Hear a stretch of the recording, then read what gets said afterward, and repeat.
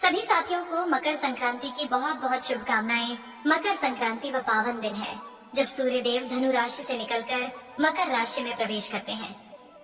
इसे उत्तरायण का प्रारंभ माना जाता है, यानी देवताओं का दिन आरंभ होता है। शास्त्रों में उल्लेख है, इस दिन स्नान, दान, जप और पूजा का विशेष महत्व है और कहा जाता है कि मकर संक्रांति की कथा सुनने मात्र से भी सूर्य देव प्रसन्न होते हैं और धन, सुख समृद्धि में वृद्धि, रोग, शोक और बाधाओं से मुक्ति, परिवार में सुख शांति और एकता बनी रहती है। प्रिय साथियों, कथा को अंत तक अवश्य सुने। ये कथा है एक ऐसे गांव की जिसका नाम था शांतिपुर। नाम में शांति थी, पर उस गांव के एक घर में माधव और गोपाल पिता पुत्र के हृदयों में बरसों से अशांति का एक बवंडर पल रहा था। शांतिपुर गंगा किनारे बसा एक छोटा हरा भरा गांव था, जहां की धरती उपजाऊ और लोग सीधे साधे थे। खेतों में खरी फसलें हवा में झूमती मानो जीवन का गीत गा रही हों। पर माधव के घर में वो गीत सदियों से खामोश पड़ा था। माधव एक 70 वर्षीय अनुभवी किसान, जिसकी त्वचा धूप और मिट्टी की कथा कहती थी। उनके हाथ वर्षों से हल चलाते चलाते खुरदुरे हो चुके थे। उन हाथों में जमीन की हर नस की पहचान थी। उनकी आंखें गहरी थीं, जिनमें एक शांत पीरा का सागर लहराता रहता था। उनका पुत्र गोपाल उन आंखों का तारा था एक समय। आज वही तारा उनसे दूर अपने ही अहंकार के आकाश में अकेला चमक रहा था। गोपाल भी किसान था, 35 साल का मजबूत नौजवान, जिसकी भुजाओं में शक्ति थी और विचारों में नई क्रांति। पर उसके मन में एक करवाहट थी जो उसे अपने पिता से दूर ले गई थी। 5 साल पहले की बात है। उस साल मॉनसून कुछ रूठा रूठा सा था और फसलें सूखने लगी थी। गोपाल, जो हमेशा से कुछ नया करने का शौकीन था, एक नई सिंचाई पद्धति आजमाना चाहता था।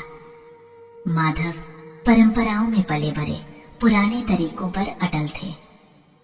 अरे बेटा, ये सब शहरों के ढोंग है। हमारी धरती पर यही तरीका काम आता है जो हमारे पुरखों ने हमें सिखाया है, माधव ने बड़ी सहजता से कहा था। पर गोपाल के लिए ये शब्द किसी जहर से कम न थे।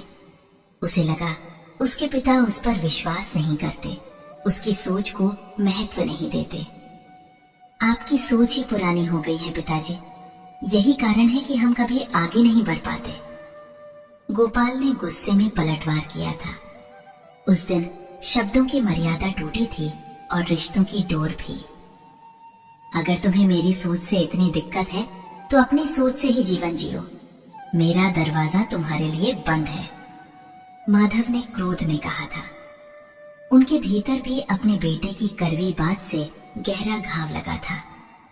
गोपाल ने बिना एक शब्द कहे अपना सामान उठाया और गांव के दूसरे छोर पर अपनी एक छोटी सी जमीन पर अलग घर बना लिया। तब से 5 साल बीत गए थे। वे दोनों एक ही गांव में रहते थे, एक ही बाजार में मिलते, एक ही खेतों की मेर पर काम करते, पर उनकी आंखें एक दूसरे से कभी नहीं मिली।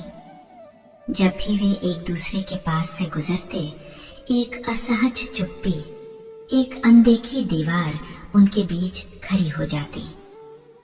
माधव का दिल हर पल अपने बेटे के लिए धड़कता, पर उसका अहंकार और अपने बेटे की उस दिन की कटु बातें उसे पास जाने से रोकती थीं। गोपाल भी अपने पिता को देखकर टीस महसूस करता, पर क्यों मैं ही पहले झुकूं का भाव उसे जकड़ लेता था। उसकी माँ, जो इन दोनों के बीच एक सेतु का काम करती थी, इन सब से पहले ही स्वर्ग से धार चुकी थी। उनकी अनुपस्थिति ने इस खाई को और भी गहरा कर दिया था। अब मकर संक्रांति का पावन पर्व नजदीक था। पूरे शांतिपुर में उत्सव का माहौल था। घर घर में तिलगुड़ की सूंधी खुशबू फैल रही थी। बच्चे पतंग उड़ाने की तैयारी में मस्त थे और औरतें घरों को लीप पोत कर स्वच्छ कर रही थीं।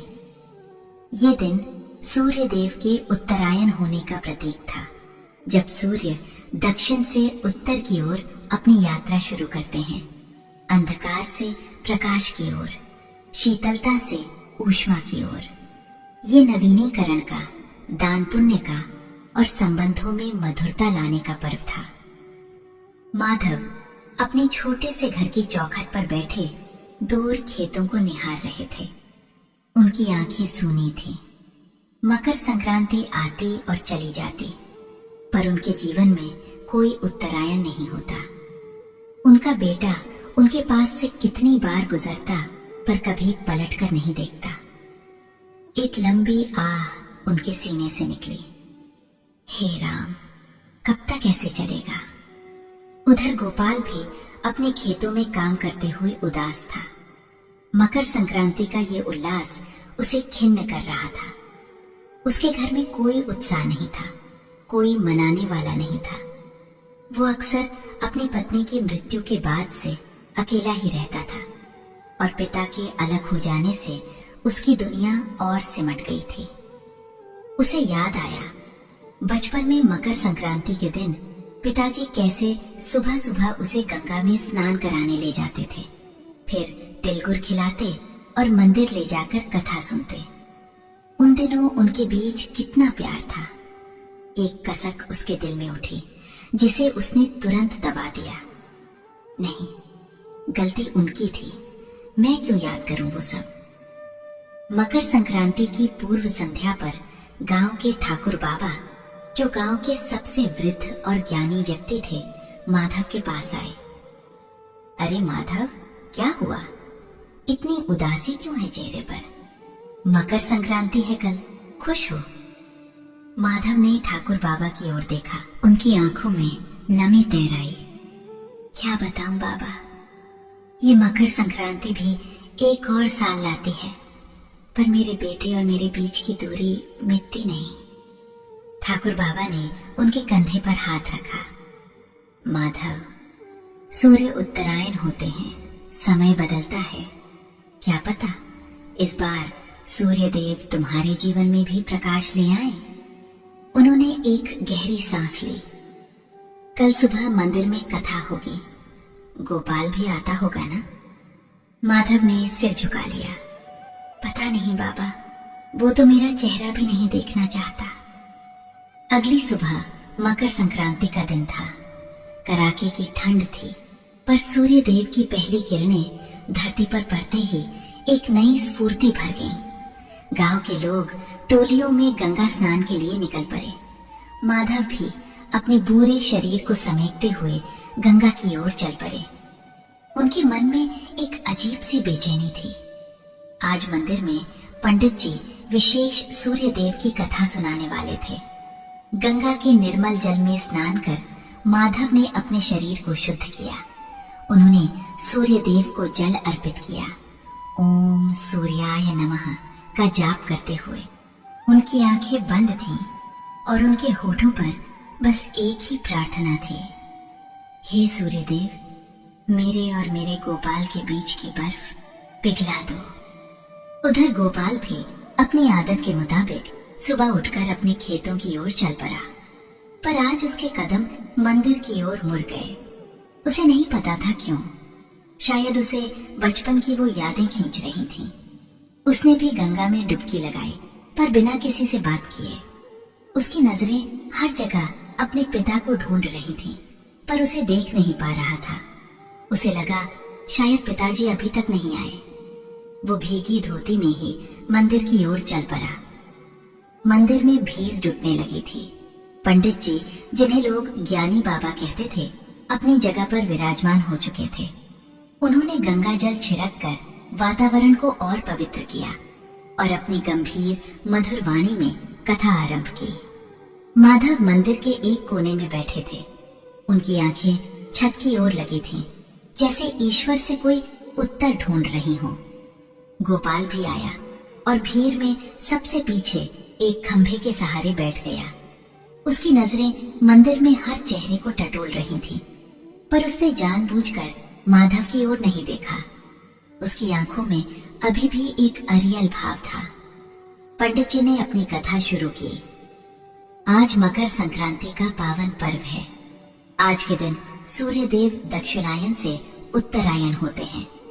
ये केवल दिशा का परिवर्तन नहीं है, ये एक गहन आध्यात्मिक संदेश है मेरे प्यारे भक्तों। गोपाल ने अनमने भाव से सुना। उसे लगा ये सब पुरानी बातें हैं, उसका इनसे क्या लेना देना। पंडित जी आगे बोले, सूर्यदेव क्या करते हैं?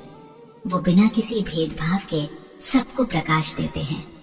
वो अंधकार का नाश करते हैं, जीवन को ऊर्जा देते हैं, वनस्पतियों को पोषण देते हैं। वो किसी से नहीं पूछते कि तुम अमीर हो या गरीब, ब्राह्मण हो या शूद्र, मेरे दोस्त हो या मेरे दुश्मन। उनका प्रकाश तो सब पर समान रूप से पड़ता है। गोपाल के कान में ये शब्द पड़े, बिना किसी भेदभाव के। उसे अपने पिता की याद आई। क्या उसके पिता ने भी उसके साथ कोई भेदभाव किया था? नहीं, शायद नहीं, बस अपनी पुरानी सोच पर अड़े थे। जब सूर्य उत्तरायण होते हैं तब वे शीतलता को पीछे छोड़ ऊष्मा की ओर बढ़ते हैं। ये हमें सिखाता है कि जीवन में कभी कभी हमें भी अपने शीतल यानी ठंडे परे रिश्तों को गर्माहट देनी चाहिए। हमें अपने मन की दक्षिणायन सोच को, जहां हम केवल अपने सुख दुख देखते हैं, उसे छोड़कर उत्तरायण होना चाहिए, जहां हम दूसरों की खुशी, दूसरों के दर्द को भी समझते हैं। पंडित जी की वाणी में गहरा भाव था। माधव की आंखों में आंसू आ गए। वो मन ही मन प्रार्थना करने लगे, क्या मेरा गोपाल भी ये सब सुन रहा होगा, समझ रहा होगा? गोपाल के मन में एक बेचैनी होने लगी। पंडित जी के शब्द तीर की तरह उसके हृदय में चुभ रहे थे। उसे याद आया, बचपन में उसके पिता उसे कंधे पर बैठाकर पूरे गांव में घुमाते थे। एक बार वो बीमार पड़ा था तो माधव ने रात रात भर जागकर उसकी सेवा की थी। उन दिनों तो कोई भेदभाव नहीं था। पंडित जी ने अपनी कथा को आगे बढ़ाया। ये उत्तरायण हमें त्याग सिखाता है। सूर्यदेव अपना सर्वस्व लुटाते हैं बिना किसी उम्मीद के। रिश्तों में भी हमें यही त्याग अपनाना चाहिए।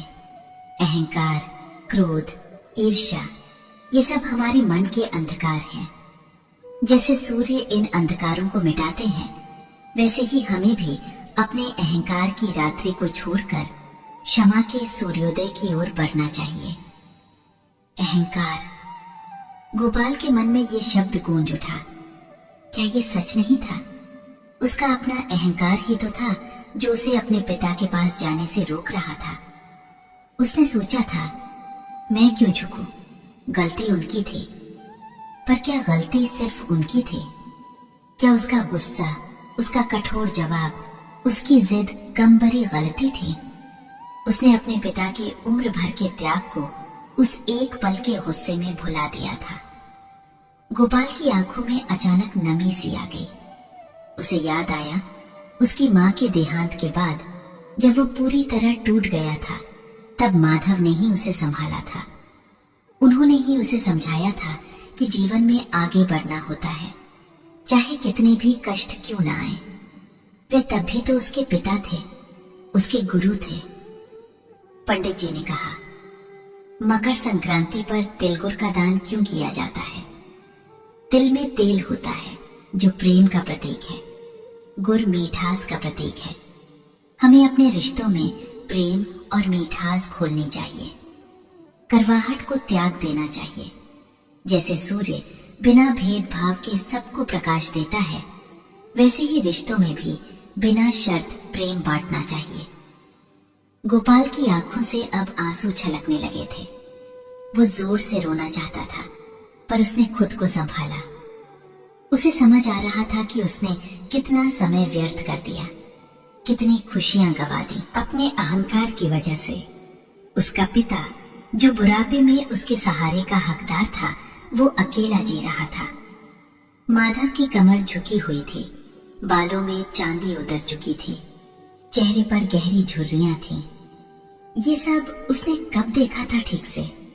वो तो हमेशा अपनी आंखों पर अहंकार की पट्टी बांधे रहा था। नहीं, अब और नहीं।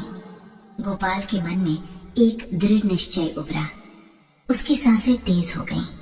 उसे अब अपने पिता को देखना था। उसने भीड़ में अपनी नजरों को दोहराया। उसकी आंखें माधव पर पड़ी। माधव, जो कथा सुनते सुनते अपने आंचल से आंसू पोंछ रहे थे, उनके चेहरे पर वही पुरानी पीड़ा झलक रही थी।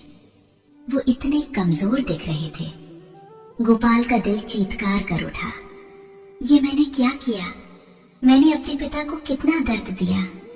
पंडित जी ने कथा का समापन किया। तो मेरे प्यारे भक्तों, आज सूर्य देव के उत्तरायण होने के इस पवित्र अवसर पर आइए हम सब भी अपने मन को उत्तरायण करें, अपने अहंकार को त्यागें, क्षमा करें और क्षमा मांगें, रिश्तों को फिर से जोड़ें, क्योंकि असली मकर संक्रांति तभी है जब हमारे हृदय में भी प्रेम का सूर्योदय हो। कथा समाप्त होते ही मंदिर में हल्की हलचल हुई। लोग अपने अपने घरों की ओर चलने लगे, पर गोपाल अपनी जगह पर बैठा रहा। उसकी आंखों से आंसू थम नहीं रहे थे। उसका शरीर कांप रहा था। एक अदृश्य शक्ति उसे अपने पिता की ओर खींच रही थी। माधव धीरे धीरे उठे। उनकी पीठ झुकी हुई थी, कदम लड़खड़ा रहे थे। जैसे ही वो मुड़े, उनकी नजर गोपाल पर पड़ी। एक पल के लिए उनकी आंखें मिली। माधव की आंखों में सदियों की प्रतीक्षा थी और अब एक हल्की सी उम्मीद की चमक भी थी, पर वे कुछ बोल नहीं पाए, बस देखते रहे। गोपाल ने एक लंबी सांस ली, अपने आंसुओं को पोंछा और अपने स्थान से उठा।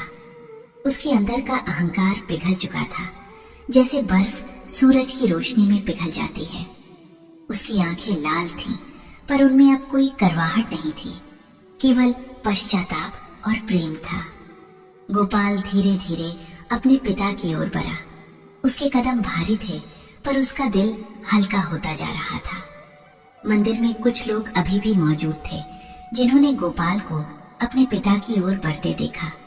गांव के कुछ बड़े बुजुर्गों की आंखें भी नम हो गईं। वे जानते थे इन पिता पुत्र के बीच क्या हुआ था। जैसे ही गोपाल माधव के पास पहुंचा, उसने बिना कुछ सोचे समझे, बिना एक भी शब्द बोले, उनके पैरों पर गिर पड़ा। पिताजी, बस एक ही शब्द उसकी जुबान से निकला और वो उनके पैरों से लिपटकर फूट फूट कर रोने लगा। उसके आंसुओं ने माधव के वृद्ध खुरदुरे पैरों को भिगो दिया। माधव चौंक उठे। उन्होंने कभी सपने में भी नहीं सोचा था कि ये दिन आएगा। उनके हाथ कांपने लगे। उन्होंने गोपाल को उठाने की कोशिश की, पर गोपाल नहीं उठा। वो बस रोता रहा। मुझे माफ कर दीजिए पिताजी, मैंने बहुत बड़ी गलती की। मेरा अहंकार मेरी आंखों पर पट्टी बांधे हुए था। आप तो सूर्य देव की तरह हमेशा मुझे प्रकाश देते रहे और मैं अज्ञानी। माधव की आंखों से भी आंसुओं की धारा बह निकली। उन्होंने गोपाल को कसकर अपनी बाहों में भर लिया। वो अपने बेटे को सीने से लगाए रोते रहे। वर्षों का दर्द, वर्षों की पीड़ा, वर्षों की प्रतीक्षा, सब कुछ उन आंसुओं में धुल गया। अरे बेटा, अरे मेरे गोपाल, मेरा लाल, उठो। कोई पिता अपने बेटे से नाराज नहीं रह सकता। मैं कब से ये पल का इंतजार कर रहा था। उन दोनों का मिलन देखकर मंदिर में मौजूद हर आंख नम हो गई। कुछ स्त्रियां अपनी साड़ी के पल्लू से आंसू पोंछ रही थीं। ज्ञानी बाबा ने एक गहरी सांस ली और अपने हाथ जोड़ लिए। आज सही मायने में मकर संक्रांति हुई है। आज दो हृदयों का उत्तरायण हुआ है। माधव ने गोपाल का चेहरा अपने हाथों में लिया। चल बेटा, घर चल। आज मेरे घर में फिर से तिलगुर बनेगा। आज मकर संक्रांति का असली उत्सव है। दोनों पिता पुत्र कंधे से कंधा मिलाकर मंदिर से बाहर निकले। सूर्य देव की किरणें उनके चेहरों पर रही थीं, जैसे उन्हें आशीर्वाद दे रही हों। गांव वाले उनकी ओर देख रहे थे। उनकी आंखों में अब उदासी नहीं, बल्कि एक गहरी खुशी थी। उस दिन शांतिपुर गांव में एक नई रौनक थी। माधव के घर में बरसों बाद चूल्हा जला और तिलगुर की सौंधी खुशबू एक बार फिर वातावरण में फैल गई। गोपाल ने अपने पिता के पास बैठकर तिल गुड़ खाया और उस स्वाद में उसे अपने बचपन की सारी मिठास मिल गई। माधव ने अपने बेटे के सिर पर हाथ फेरा और उनकी आंखों में अब केवल प्रेम और संतुष्टि थी। उस दिन से माधव और गोपाल फिर कभी अलग नहीं हुए।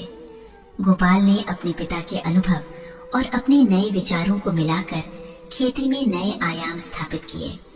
उसने अपने पिता से सीखा कि अनुभव भी उतना ही महत्वपूर्ण है जितना नवाचार, और माधव ने अपने बेटे से सीखा कि परिवर्तन को स्वीकार करना भी जीवन का एक हिस्सा है।